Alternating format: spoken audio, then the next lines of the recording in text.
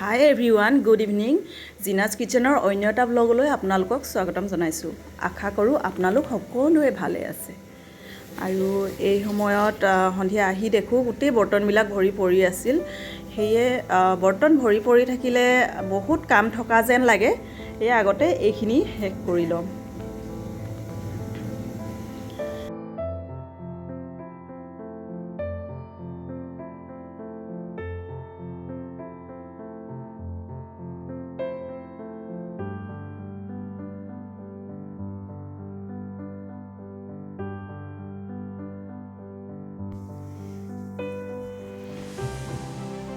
আৰু এয়া আপোনালোকে দেখা পাইছে অৰেঞ্জ কালাৰৰ যিকেইখন কাপোৰ, সেয়া পুৰণা টাৱেল মই এনেদৰে কাটি ছাইডত দি লওঁ যাতে পানীখিনি তললৈ বাগৰি নাহে। আৰু পানী তললৈ গ'লে বহুত তলৰ ফ্ল'ৰখন লেতেৰা হৈ যায়, পানী পানী হৈ যায়। সেয়ে এইকেইখন দি লৈছোঁ। আৰু আজি মই বনাবলৈ লৈছোঁ গোলাপ জামুন। বহুত দিনৰ পৰা পেকেট এটা আছিল, বনাবলৈ সময় পোৱা নাছিলোঁ। সেয়ে আজি বনাব লৈছোঁ। তাৰ কাৰণে লৈছোঁ মই এবাটি চেনি, কেইটামান ইলাচি, আধা কাপ গাখীৰ, ইমান নালাগে, আৰু গোলাপ জামুনৰ পেকেটটো।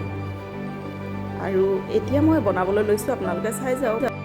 ডেটটো পাৰ হৈ যোৱা নাই, গতিকে মই এতিয়া চাই লওঁ কেনেকুৱানো বনে। ঠিকেই আছে, অৰ্ডাৰখিনি হ'বনে নহয় নাজানো, কিন্তু বনাই গৈ আছোঁ।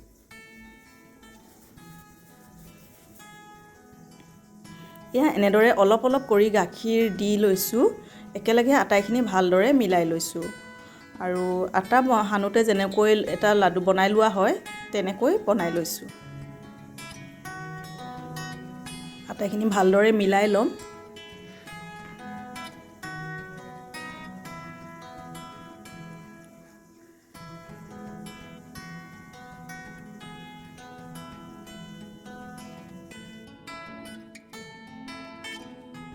আপোনালোকে বহুতে বনাই চাগে, ময়ো যিহেতু বনাইছোঁ সেইকাৰণে ভিডিঅ' বনাই থলোঁ। আৰু আপোনালোকে চাই যাওক কেনেকুৱা হৈছে। আৰু যিসকলে বনোৱা নাই তেওঁলোকে নিশ্চয় এইটো চাই বনাবলৈ সুবিধা হ'ব বুলি মই ভাবিলোঁ, সেইকাৰণে ভিডিঅ'টো বনাই থলোঁ। এয়া সুন্দৰকৈ কোনো ক্ৰেক নথকাকৈ মই বলকেইটা বনাই লৈছোঁ। আটাইকেইটা বল একেলগে বনাই ল'ম।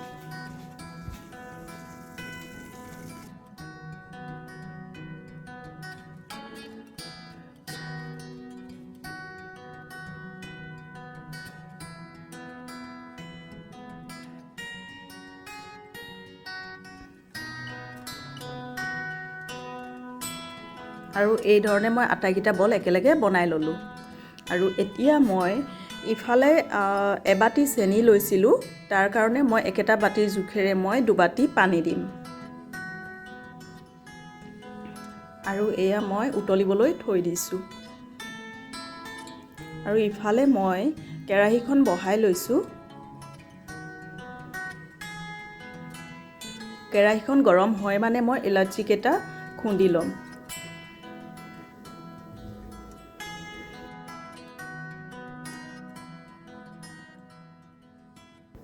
ফালে তেল গৰম হৈ গৈছে আৰু মই কেইটামান বল তাতে দি দিছোঁ। এয়া আপোনালোকে দেখা পাইছে, এনেধৰণে একেৰাহে ছাইডৰ পৰা লৰাই থাকিব লাগে।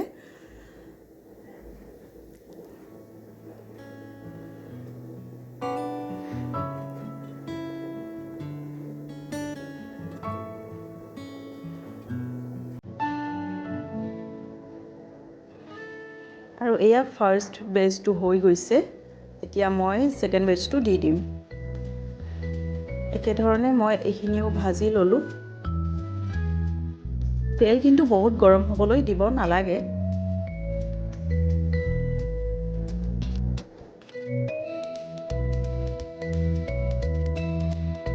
ইফালে মই ফ্ৰাই কৰি আছোঁ আৰু ইফালে ইলাচি দি দিছোঁ। ইলাচি দি বইল হ'বলৈ দিছোঁ পানীখিনি।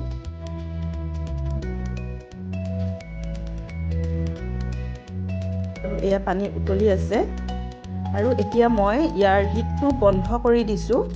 তাতে এতিয়া এই বলকেইটা মই দি দিম, দি ঢাকি থ'ম। কিন্তু এয়া দিয়াৰ পিছত উতলাব নালাগে, উতলালে ফাটি যায়।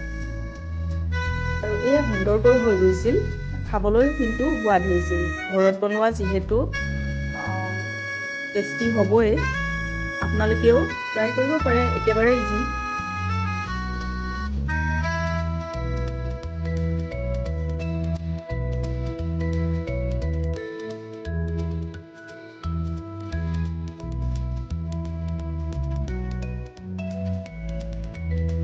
এয়া বহুত ছফ্ট হৈছিল, আপোনালোকে দেখা পাইছে। আৰু এইখিনিতে মই কওঁ, আপোনালোকে মোৰ ভিডিঅ'টো যদি চাই ভাল লাগিল তেন্তে লাইক কৰিব, শ্বেয়াৰ কৰিব আৰু ছাবস্ক্ৰাইব কৰিব চেনেলটো একেবাৰে নাপাহৰিব। Thank U.